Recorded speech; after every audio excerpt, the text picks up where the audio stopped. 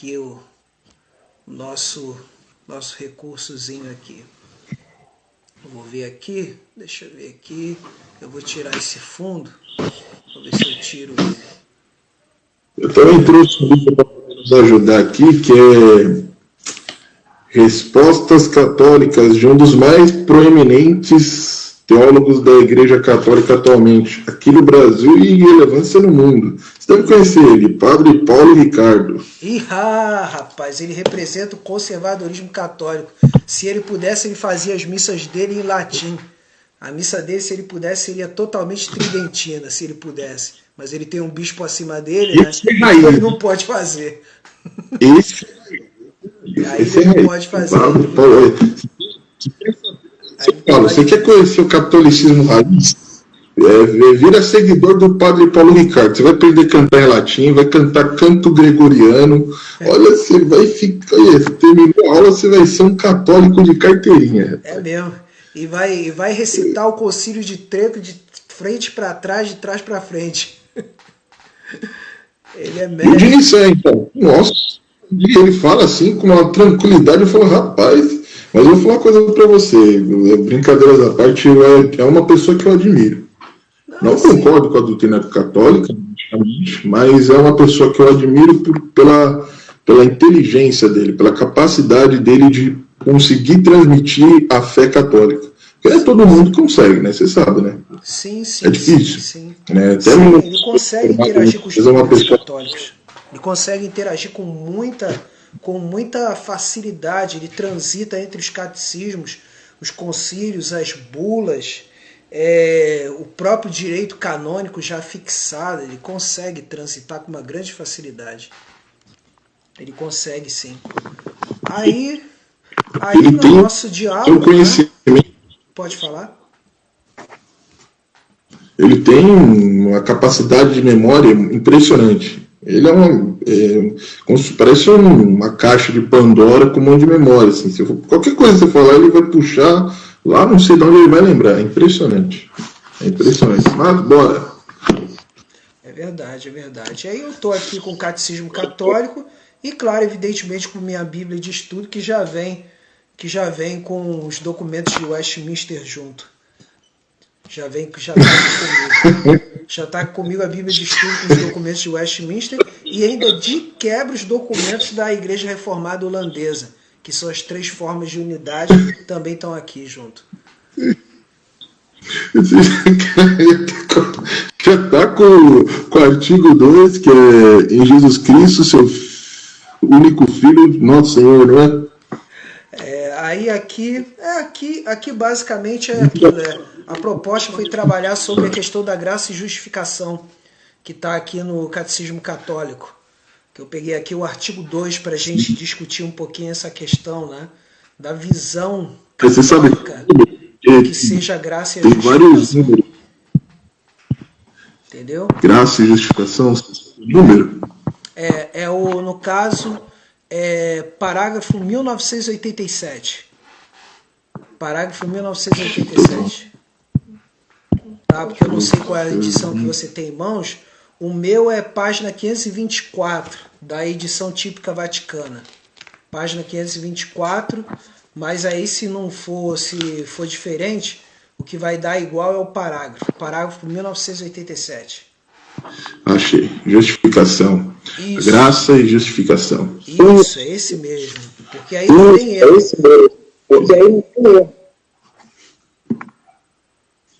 O senhor quer fazer uma oração antes da gente começar? Sim, claro, evidente. Vamos orar em nome do Senhor Jesus. Vamos orar. Amém. Nosso Deus e nosso amado Pai, diante da tua presença, estaremos aqui, Senhor, dialogando, Pai, e apresentando, Senhor, o conhecimento que serve para edificar o teu corpo, Senhor, que é a tua igreja. Que tu venhas a nos auxiliar, Senhor. Amém. Que é o teu servo, o professor Danilo, ou mais conhecido como professor Solfoge.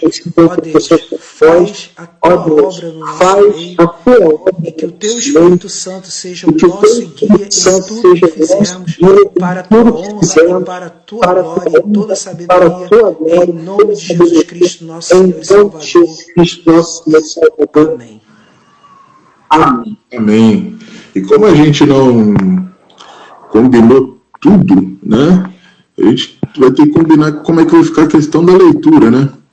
Então, eu coloco assim a precedência, né, por você representar uma tradição mais antiga, você pode ler esse primeiro parágrafo 1987 e a gente vai comentando. Certo, então vamos lá. A graça.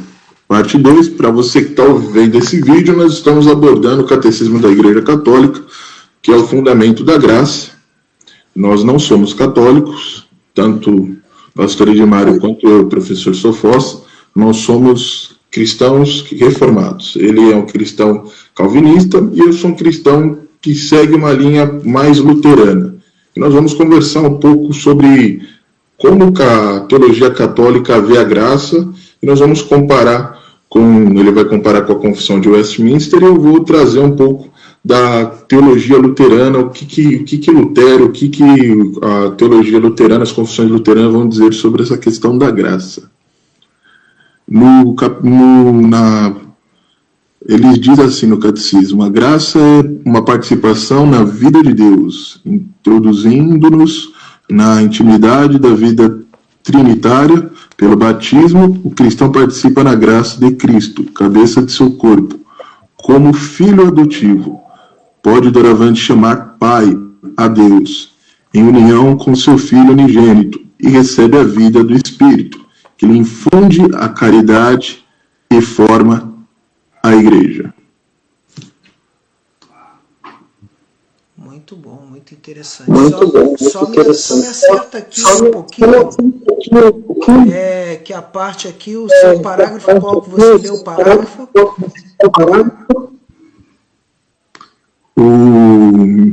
É o 1997. O 97. 97? Eu você leu 96, mas eu posso ler. Tá. Eu posso ler o 96. A nossa justificação vem da graça de Deus. A graça é favor de Deus, o socorro gratuito que Deus nos dá, a fim de respondermos ao seu chamado, para nos tornarmos filhos de Deus, filhos adotivos, participantes da natureza divina, da vida eterna. Aí, essa é a forma que a Igreja Católica entende a justificação, né? Por meio da graça, que é um favor de Deus, é um socorro gratuito que Ele nos dá, porém é um certo sinergismo. Sim. A fim de respondermos, ou seja, a graça está aí tudo, mas tem que ter uma certa resposta nossa, ou seja, os católicos, eles entendem que o homem ele tem que reagir, se relacionar com Deus, um relaciononamento, né? Quando o senhor deve ter conhecido a sua esposa, o senhor tentou conversar com ela, né? Bateu um papo, ela estava ali vendo se ia conversar, gostou, conversou e casaram, né? É mais ou menos isso que eles estão falando aqui, resumidamente, para você que está acompanhando a gente. Sim, com certeza. E qual é a diferença nesse aspecto da teologia luterana? Então, a teologia luterana, ela vai defender que a graça é pela fé.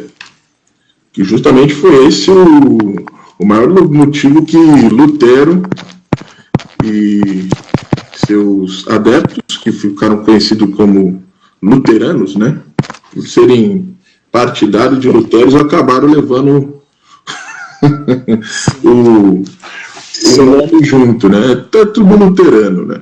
Então, se o senhor quiser ir puxando aí sobre o Catecismo de Westminster aqui, eu já vou pegar aqui da Confissão Luterana, que fala a respeito da graça. Sim, eu vou, já que você abordou diretamente a graça, eu ia trabalhar a justificação. Mas aí o que acontece? Eu vou puxar uma coisa específica aqui acerca da graça. Deixa eu ver aqui.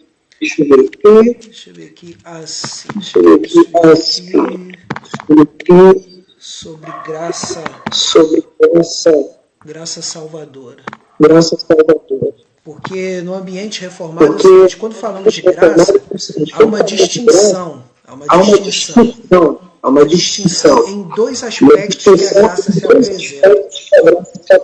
Existe o aspecto da graça comum, que é a ação de Deus, né? A ação de Deus sobre todos os seres humanos, e essa graça ela tem a ver com a questão da restrição do mal, e aí no caso o mal moral da humanidade, né? E também com a própria ordenação das coisas que existem no mundo, ou seja, as coisas ligadas à natureza, sol, lua, chuva e etc. Então quer dizer, isso é a graça comum. Agora já a graça especial ou graça salvadora, aí já é outra coisa, já é outro aspecto. Já é um aspecto diferente. Sim. Então, nesse aspecto, sim, que nos diferenciamos dos católicos, já que o católico, por exemplo, ele vai atrelar a graça aos sacramentos. A pessoa só recebe a graça pela porta dos sacramentos. Se não há sacramento, não há graça.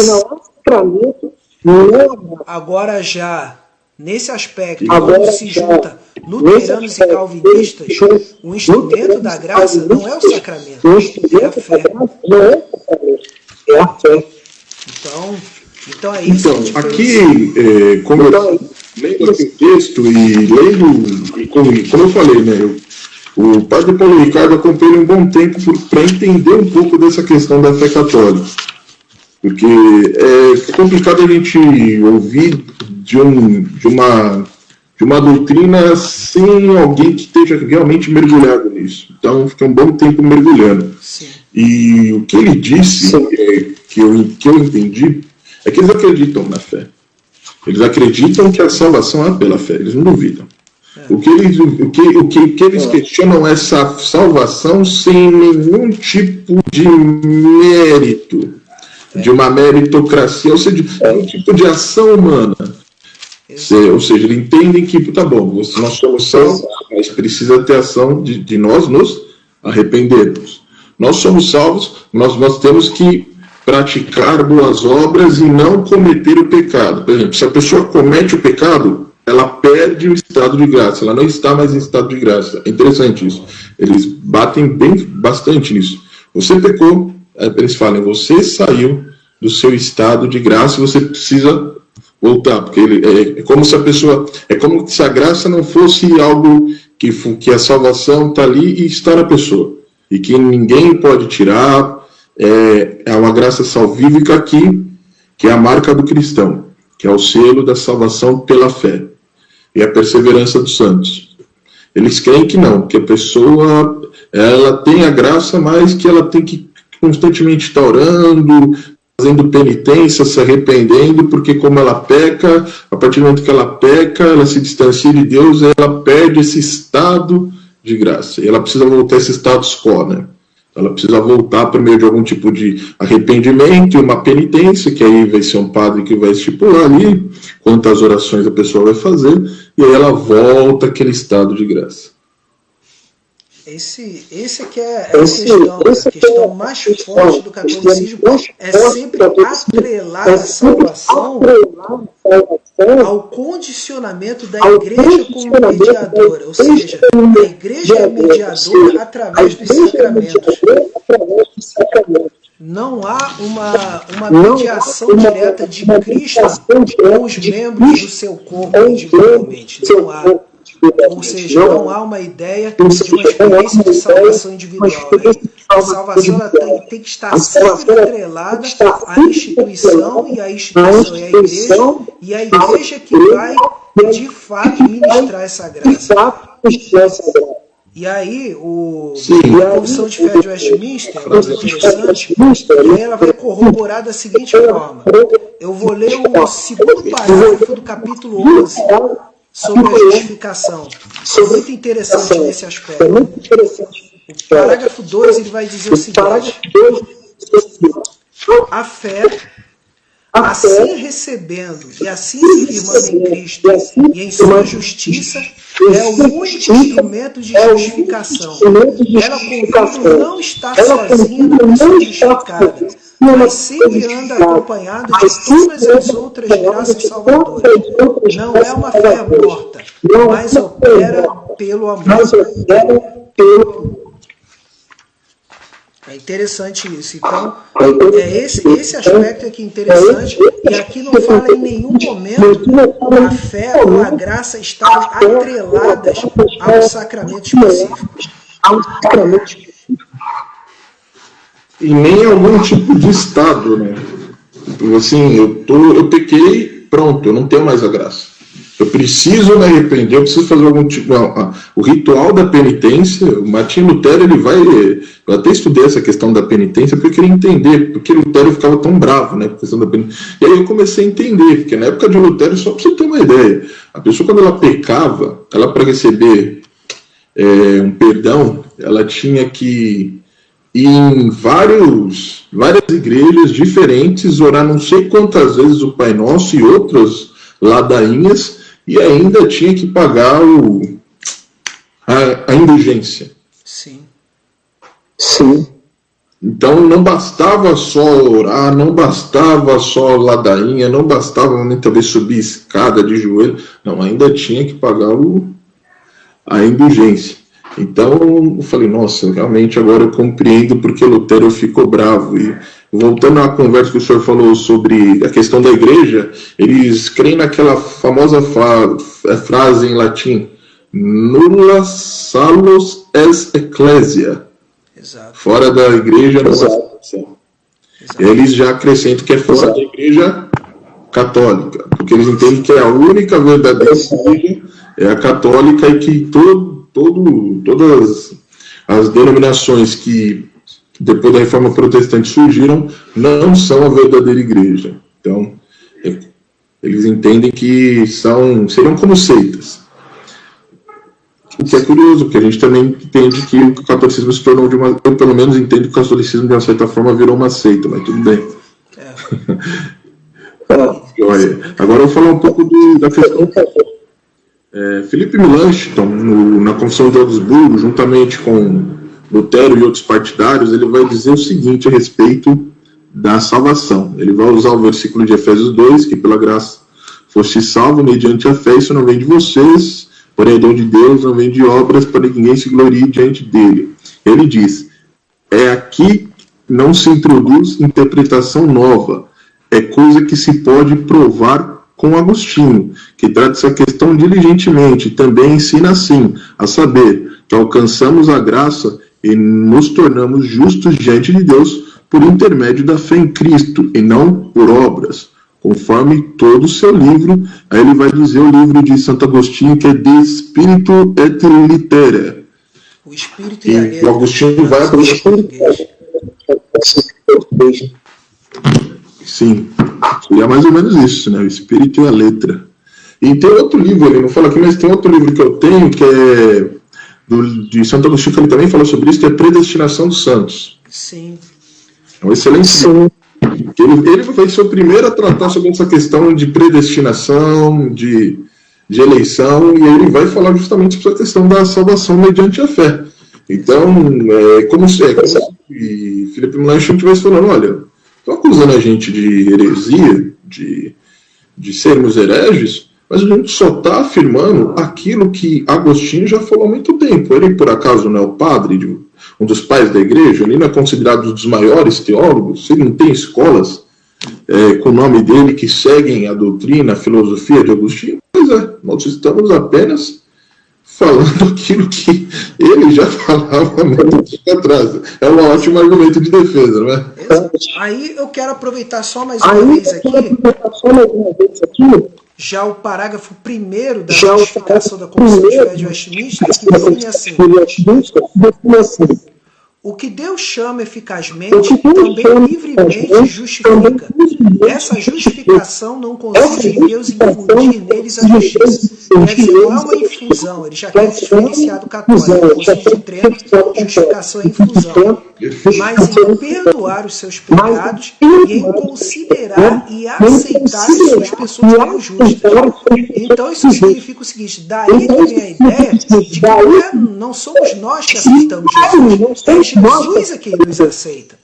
Aí vem, Deus não justifica em razão de qualquer coisa neles operada ou por eles feita, porém somente em consideração da obra de Cristo, não lhes imputando, ou seja, atribuindo, né, como justiça a própria fé, o ato de ir ou qualquer ato de obediência evangélica, mas lhes imputando a obediência é a satisfação de Cristo, como eles o recebem e se firmam nele pela fé, que não tem em si mesmos, mas que é dom de Deus. Ou seja, na interpretação de Efésios 2, versículo 8.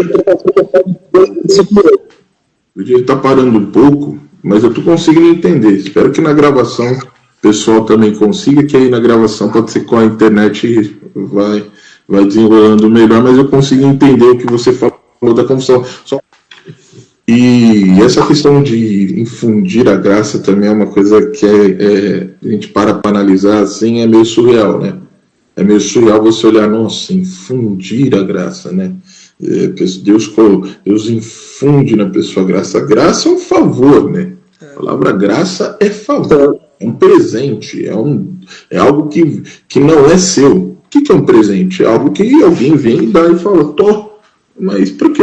Por que você está dando? Não, porque eu estou te dando, mas isso já não é algo nosso. Então, se a palavra graça, que vem do grego caritas, é favor, é presente. Então, logo não pode ser entendido como algo que Deus, ele, de uma certa forma, gera no homem. Mas é um ato, um presente de Deus. E qual é esse presente de Deus? A graça se resume no ato de que Cristo morreu por nós. A graça sem a fé não adianta. Ela não tem como infundi-la. Porque a graça só existe mediante a fé. E aí ela vem de Deus. É Deus que dá a fé. É Deus que produz em nós a fé. Então a graça ela não é uma coisa que Deus simplesmente ele gera na pessoa e pronto, agora tá tudo certo. Não. Tem que ter uma revelação clara do que foi a crucificação, o que foi a morte de Cristo, do que foi a sua ressurreição e ascensão, o que foi o sacrifício expiatório de Cristo. Só assim o cristão ele consegue, com a ajuda do Espírito Santo, conceber isso, porque não é tão fácil. É fácil ler, né? Eu sempre falo para as pessoas que é fácil ler e achar esse versículo bonito. Difícil é o Espírito Santo conceber isso na sua cabeça. Aí é sobrenatural, né? Faz que você entende, meu Deus, Deus assumiu a forma humana, morreu pelos meus pecados. Sim. O justo pelos injustos. Sim. Pagou uma dívida. Sim. Que era o meu lugar. Isso é a graça. E agora, o que eu preciso para ser salvo? Agora você só precisa ter fé. Eu creio. Então, agora a graça te alcançou. Então, essa questão é muito interessante. Então, o hino de Martim Lutero, que ele vai dizer, cristãos alegres jubilais, que ele vai dizer, as obras nunca poderão livrar-me do pecado. O livre-arbítrio tenta em vão guiar o condenado. Olha aí. Então, aí entra a questão, né? Entra a questão se os arminianos são católicos ou não. Eu não entendi. Aí entra a questão se os arminianos são católicos ou não. Porque com um hino desse de Lutero dizendo que o livre-arbítrio não traz nada, foi os arminianos adoram o livre-arbítrio. Sabe o que eu acho engraçado? O pessoal fala pra mim, eu não sou arminiano, o cara é calvinista, mas espera aí, você já leu os escritos de Armínio? Por quê? Armínio era o calvinista que estava debatendo com outro calvinista que não concordava a certos pontos de Calvino. E aí eles começam a debater lá, eu não lembro o nome do pastor, e eles começam a debater, o pastor com toda a paciência, explicando para ele, não, mas peraí. E aí começa aquele debate, cara, dois calvinistas conversando, um não concordando, e o outro falando, não, mas você tem que entender. Não, mas eu não concordo, não, mas tudo bem, você pode não concordar, mas é assim, entendeu? Então é tipo, parece a briga de dois irmãos, o mais velho, e tá tentando explicar pro mais novo, e o mais novo, tipo, mas eu não concordo. Aí o irmão mais velho, mas tudo bem, você pode não concordar, mas é assim que funciona. Entendeu? Eu acho engraçado isso. Tem uma outra coisa aqui no catecismo católico que é muito interessante aqui. Eu até marquei já tem um tempinho, né? Que é o parágrafo 1992, que é o 1992, que diz assim: a justificação nos foi merecida pela paixão de Cristo, que se ofereceu na cruz como hóstia viva, santa e agradável a Deus, e cujo sangue se tornou instrumento de propiciação pelos pecados de toda a humanidade. Aqui esse texto é muito interessante, bonito. Mas aí vem aqui, ó, a justificação é concedida pelo batismo, sacramento da fé. Torna-nos conforme a justiça de Deus, que nos faz interiormente justos pelo poder de sua misericórdia, tendo como alvo a glória de Deus e de Cristo e o dom da vida eterna. Aí é o problema. E tem uma coisa que eu percebi na confissão do catecismo da Igreja Católica, isso você pode até pegar para você, e também você que está vendo esse vídeo. Toda vez que você vê no catecismo católico eles dizendo alguma coisa e no final não tem nenhum versículo bíblico que aprove, isso aí é da cabeça deles. Eles têm... Então, quando não tem versículo, toda vez que tem uma parte que não tem versículo, é aí que a gente tem que se aprofundar mais. Da onde vê isso?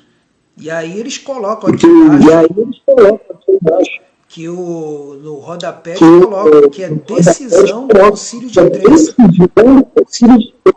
Está aqui, ó, Concílio de Trento, documento 1529.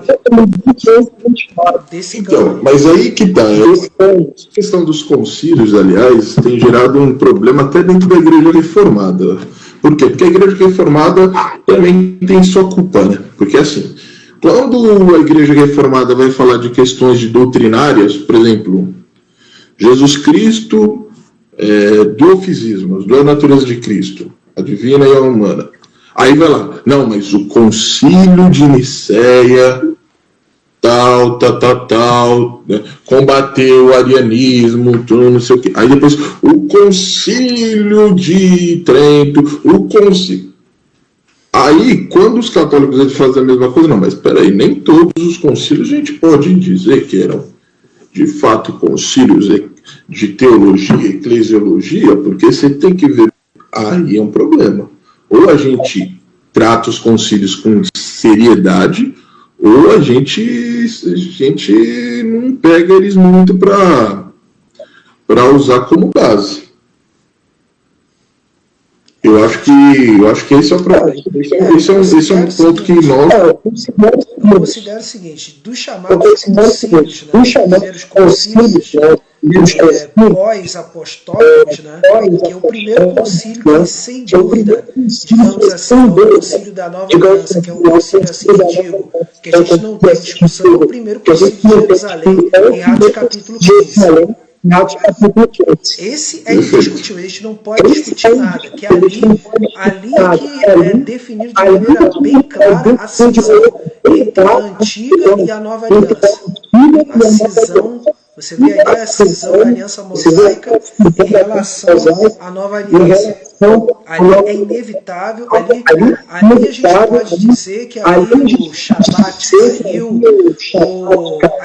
as festas, né, as festas judaicas caíram, o cerimonialismo caiu ali, caiu ali, acabou. Então é indiscutível. É indiscutível. Voto foi para o espaço. Agora, quando chega em paz da igreja, que são esses primeiros concílios, pelo menos a gente observando o que foi feito, digamos assim, e até mais ou menos até o sexto concílio, vamos dizer assim, até o sexto concílio, dá para a gente caminhar nesses chamados concílios ecumênicos pós-apostólicos. Dá mais ou menos para caminhar. Dá mais ou menos. Mas se for no rigor dele, são só os 3 primeiros. Se for a rigor mesmo. Olha, eu acho que... Mas isso aí é uma questão mais de opinião, entendeu? Uma questão de opinião. Isso aí não é uma coisa fechada. Sim, mas eu acho que é importante a gente abrir essa caixa de Pandora, porque é uma coisa que não se debate, a gente vê muito, né?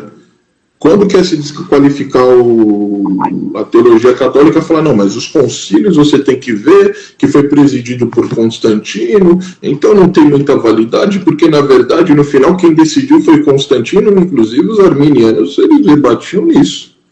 Quem decidiu não foi um cristão, foi um rei pagão. Não foi uma coisa que... Quem convocou isso foi um rei pagão, teve uma votação e um rei pagão decidiu o negócio.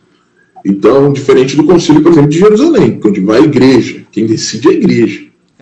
A igreja que decide, ali, representada pelos apóstolos, onde Pedro ali, ele vai declarar. Inclusive, ele vai dizer que nós cremos que nós somos salvos pela fé, assim como eles. Interessante, né? O tema que nós estamos falando hoje. Exato. Estava lá presidindo Pedro, você tinha lá Tiago, irmão de Jesus. Então, estava ali, e aí o texto fala que haviam já presbíteros naquela época lá opinando. O texto fala disso. Já haviam presbíteros opinando. Sim, a gente tinha praticamente ainda a maioria dos apóstolos, porque a maioria ainda não tinha sofrido as suas perseguições e tinham morrido, né? Então a gente tem Pedro, João, Tiago já tinha morrido na espada, Tiago maior. Nós vamos ter Tiago menor, Jesus. Exato. E nós vamos ter outros apóstolos, que são também tão importantes como, por exemplo, Mateus. Mateus é um apóstolo muito importante. E outros. E nós vamos ter o próprio Paulo ali também, nessa questão.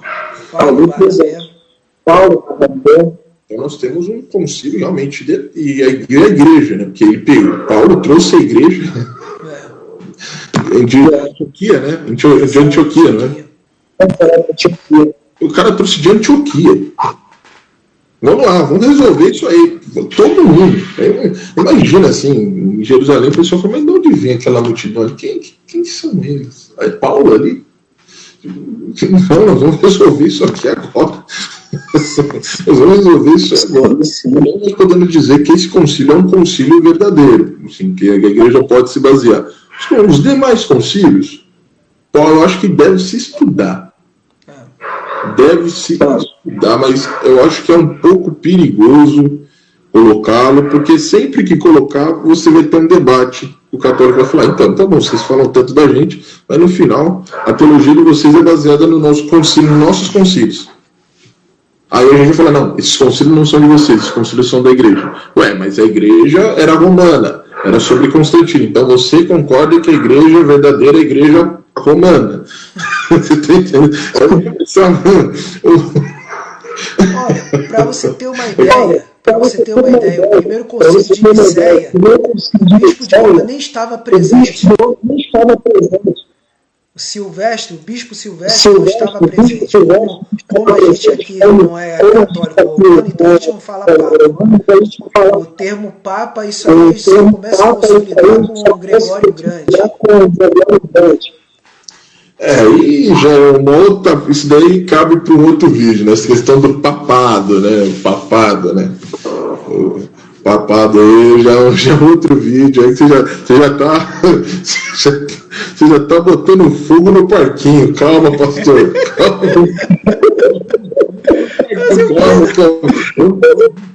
Um pouco, não estraga a brincadeira, não. Tadinho, né? Tadinho. Mas essa parte ela é fundamental. É interessante que assim, quando a gente pega a confissão que você falou de Westminster e a confissão de Augsburgo, praticamente elas concordam entre si que a salvação é pela fé. Exato. Sem mérito nenhum. Exato. E que os sacramentos não dão graça para alguém, né? Não instituem graça, não influem graça em ninguém. Eles são meios que Deus opera na sua igreja de maneira espiritual, a sua salvação, mas não é que a pessoa ela é salva só por aqueles sacramentos. O fundamental é a fé. Ela tendo a fé, ela vai automaticamente receber esses sacramentos, porque esses sacramentos só recebe quem tem fé. Exato. Que a pessoa, né, tem que a gente falar, mas eu não vou me batizar porque é uma coisa muito séria. Mas você tem fé? Tá, eu tenho. Então, você não tem. Por quê? Porque para você ter fé em Jesus, você tem que ter fé no que ele diz. Eu tenho. Então, Jesus mandou batizar. Mas eu não quero ter. Porque ele diz que quem crer e for batizado será salvo. Você está falando que não, automaticamente. Quem ouve a palavra de Jesus e não pratica é uma pessoa incrédula. É a mesma coisa que o filho fala, pai, eu te amo. Tá bom, filho. Aí o pai fala, filho, faz isso. Não vou fazer. Você não falou que me ama? Sim. Filho falou, não vou fazer. Mas que raio de amor é esse aí?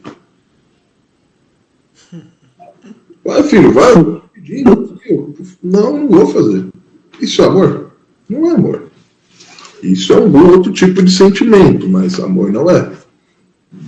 Aí já tirou, né? Meteu um solos escritura, solos Cristo, sola gratia, sola fita. Agora vai.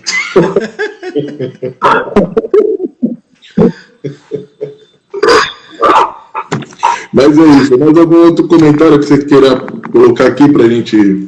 Sim, interessante aqui, o interessante é que eles, o que acontece, o catolicismo em si, eles colocam ali, agora falando sobre graça, né? Continuando aqui, interessante quando eles dizem aqui, o parágrafo 2000 sobre graça. Eles falam aqui, a graça santificante é um dom habitual, uma disposição estável e sobrenatural para aperfeiçoar a própria alma e torná-la capaz de viver com Deus e agir por seu amor. Deve-se distinguir a graça habitual, disposição permanente para viver e agir conforme o chamado divino, e as graças atuais que designam as intervenções divinas, quer na origem da conversão, quer no decorrer da obra da santificação. Aí o parágrafo 2001, a gente poder entrar bem no contexto. A preparação do homem para acolher a graça é já uma obra da graça. Esta é necessária para suscitar e manter nossa colaboração na justificação pela fé e na santificação pela caridade. Vou até parar aqui.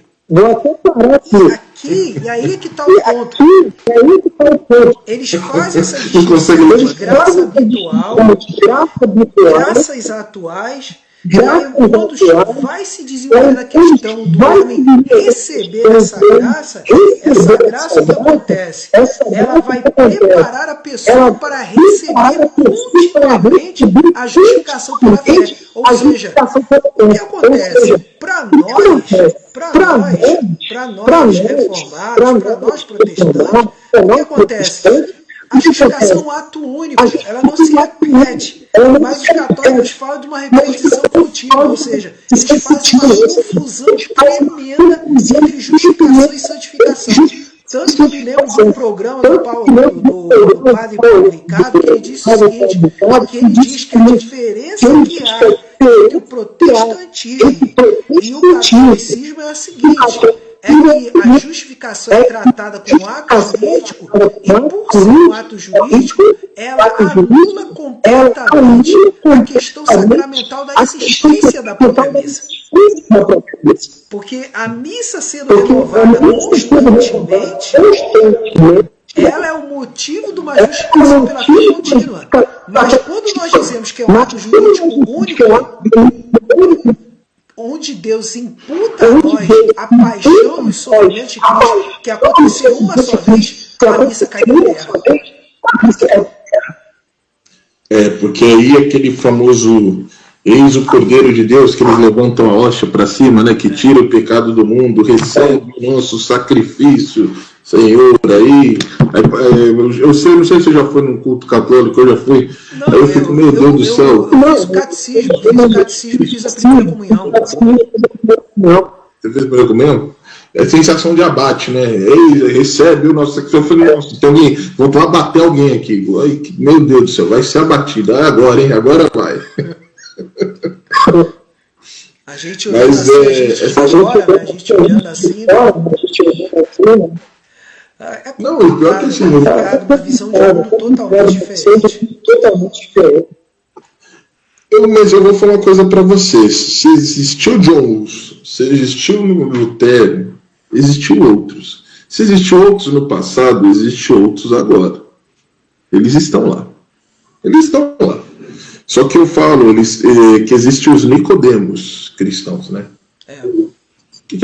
Que conhece Jesus, conhece a graça, não sei o quê, mas ele prefere continuar naquela seita, porque se ele sair ali, ele vai perder esposa, ele vai perder filho, ele não vai falar mais com a família, então é um rolo danado, né? Então a pessoa ela prefere ficar ali, tranquila, vou ficando aqui, né, levando como dá, para mim não perder nada, mas o senhor sabe que no meu coração eu creio na salvação pela fé, mas se eu falar, eu vou ser excomungado. Vão me chamar de burro. Isso não vai tão longe em relação aos católicos, porque, por exemplo, até seitas mesmo, os TJs e adventistas do sétimo dia, se eles distorcem alguma coisa em relação aos seus anciãos e pastores, pronto, eles viram os criminosos dentro da seita, eles viram leprosos. Então, para não perderem, né, os privilégios, você mesmo disse, as pessoas preferem ficar lá, porque aquele detalhe, principalmente no caso do adventista e do TJ, a questão da família. A família exclui, a família chega, deixa de lado. Essa parte é pesada esses dias, inclusive a CB, Congregação Cristã do Brasil, também é muito parecida. Sim, é outra que precisa ser. Se é uma igreja ou se é uma seita. Eu tenho a minha opinião, mas eu não vou entrar no mérito nesse vídeo. Mas essa questão de pegar a questão da família, ela é um negócio muito complicado. Mas vamos voltar à conversa, senão a gente vai para outros meandros. Mas essa questão de graças, né, de imputações de graças, de imputações de graça, se a gente vê que acaba fugindo do que é o Evangelho, né? O que é o Evangelho? É o conhecido de Deus, é Deus. Como disse Deus virou para aquele profeta e falou: poderão esses ossos reviver? Tu que sabes. Eles não têm condição em si de viver. E aí Deus fala: profetiza, os ossos começam a ter carne. Quando Deus declarou que Jesus Cristo morreu pelos nossos pecados, ele nos salvou. Não teve nada nosso. Como diz Paulo, não vem de obras. Não teve nada. Deus, a Bíblia diz que não tinha nenhum justo sequer, que todos pecaram, que todos se extraviaram, todos se fizeram inúteis. Todos os pecados instituídos estão da glória de Deus. Isso é um fato, está lá escrito, né? Então, eu acho que a gente conseguiu chegar nesse vídeo aqui. Eu acredito que quem está vendo também deve estar acompanhando e deve também estar associando junto com a gente, que, primeiramente, que deve ser difícil para um padre defender a teologia católica por muito tempo, né? Deve ser difícil. Ele pode conversar com um leigo, ele defende até o final.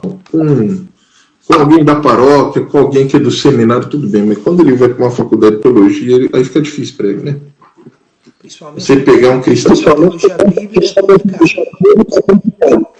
Se ele pegar um cristão que lê a Bíblia, também ele vai ter problema.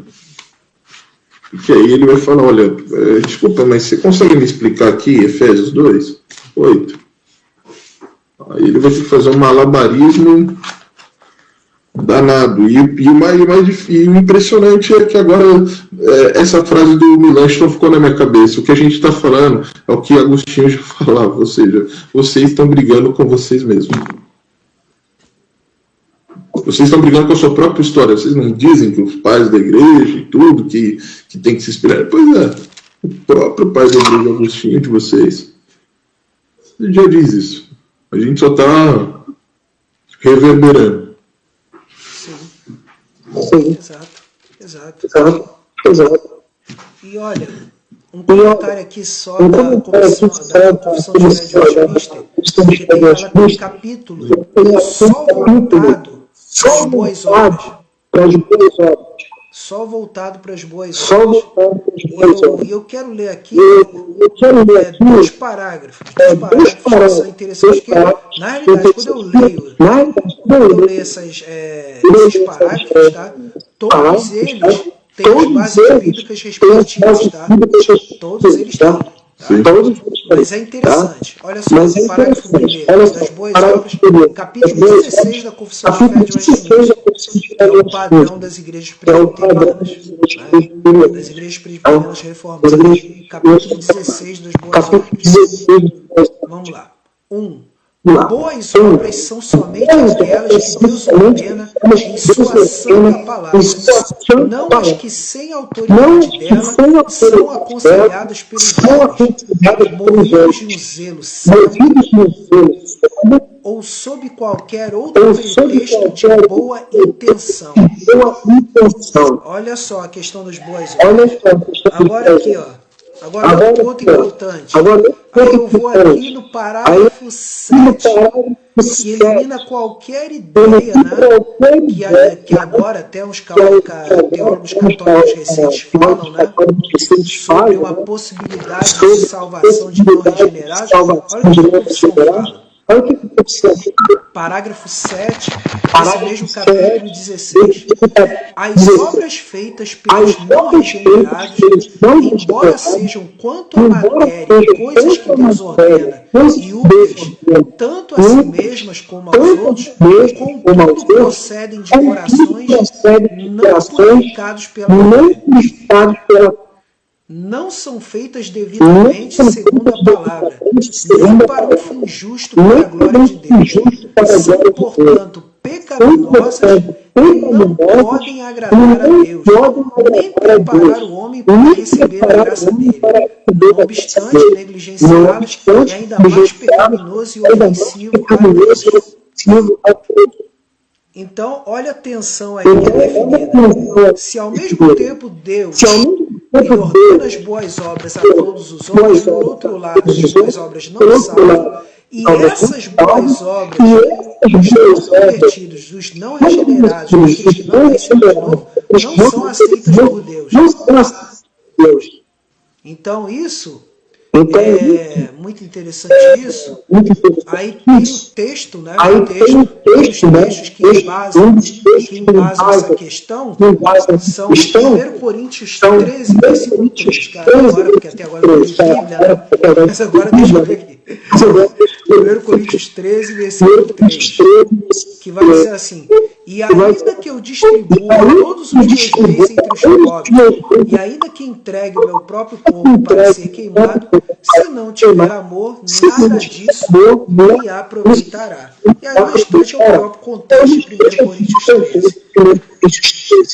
Interessante. Para complementar o que você falou, olha o que Lutero vai dizer sobre isso.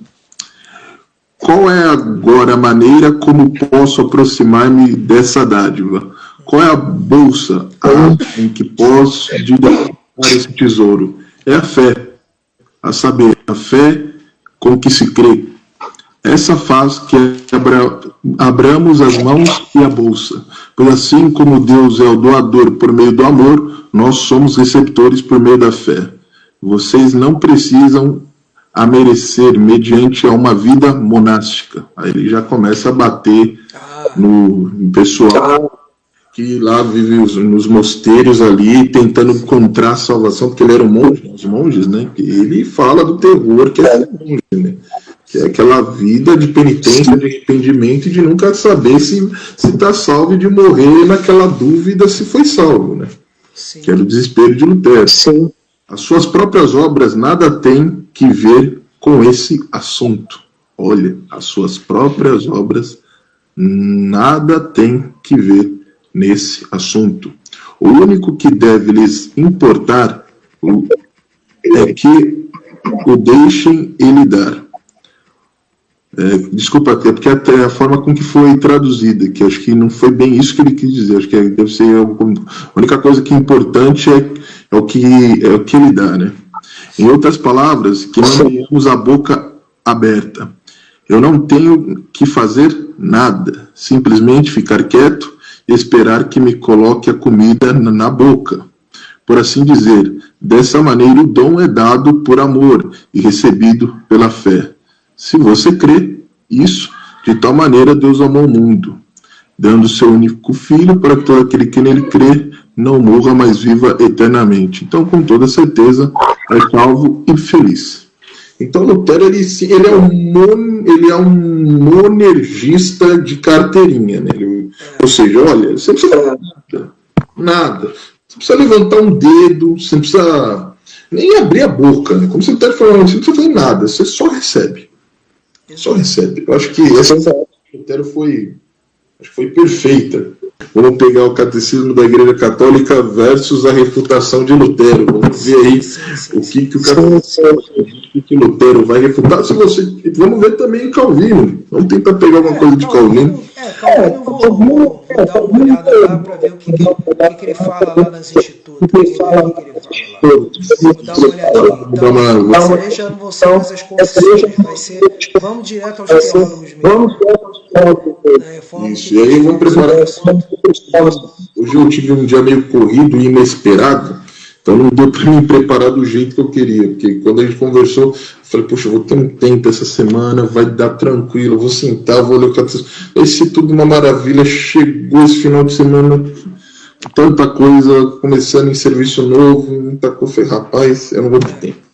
Aí na graça, meu irmão, só pela graça mesmo, Deus me traz à memória tudo que eu aprendi aí, bora. Então tá bom, professor. Pode fazer a oração para encerrar. Então, iniciei agora, é contigo nesse final. Então vamos orar. Pai Celestial, nós te louvamos em nome do seu Filho amado Jesus Cristo. Nós chegamos diante de ti, do teu trono, com confiança. Nós temos um sumo sacerdote que não é somente Deus igual a ti, mas é homem igual a nós e desce de nós. E por meio dele, que é sacerdote, ao mesmo tempo cordeiro, que nossos pecados foram perdoados. E uma vez que nós soubemos que nele foi imputado todo o pecado nosso, e que nele nós fomos justificados pela fé que nós temos nesse sacrifício expiatório, que nós cremos na salvação em Cristo Jesus e nos regozijamos nela. Como nesse estudo nós pudemos aprender que a salvação é pela fé, e que nós possamos declarar sola gratia eternamente para as outras pessoas, que esse vídeo que está sendo gravado seja um instrumento para que outras pessoas possam conhecer um pouco da visão reformada de fato, a visão da igreja desde o calvinismo até o luteranismo, as suas vertentes, como divergiu da doutrina da Igreja Católica na época que estava negando esse fato, que a salvação ela é pela fé. Que o Senhor abençoe o pastor Edmar e a sua família e abençoe tudo que ele fizer. O Senhor conhece o teu servo, ele acabou de falar sobre os projetos dele, Senhor, que o Senhor continue abençoando ele com a sabedoria que ele tem, crescendo, lhe dê saúde, lhe dê anos para que ele possa concluir essa obra também. E que o Senhor também me abençoe a mim, abençoe a minha esposa, que agora está trabalhando, mas vai chegar mais tarde. Guarda ela com os teus anjos que acampam ao redor. Nos dê uma boa noite de descanso, Senhor. E se for possível, até a próxima vez, nós podemos nos encontrarmos na tua presença, em comunhão contigo, podemos teologar. Em nome de Jesus. Amém. Amém. Então, só lembrando uma coisa aqui, o meu canal no YouTube é Pregador Fiel de Cristo. Se você gostou, você que está tendo acesso a esse vídeo, curta, compartilhe E principalmente inscreva-se no canal. Deixa eu fazer também o meu, né? Poxa, fazer o pessoal, né? Merchandising não, mas a gente precisa divulgar o trabalho. Professor Sofós, do TikTok, acessa lá, tem conteúdos, sermões, conteúdos teológicos, vocês vão gostar. Como também no Facebook, vocês podem acessar a página Professor Sofós no Facebook e o meu curso de Hermenêutica Bíblica, Grego Simples Bíblico. Deus abençoe vocês, um abraço.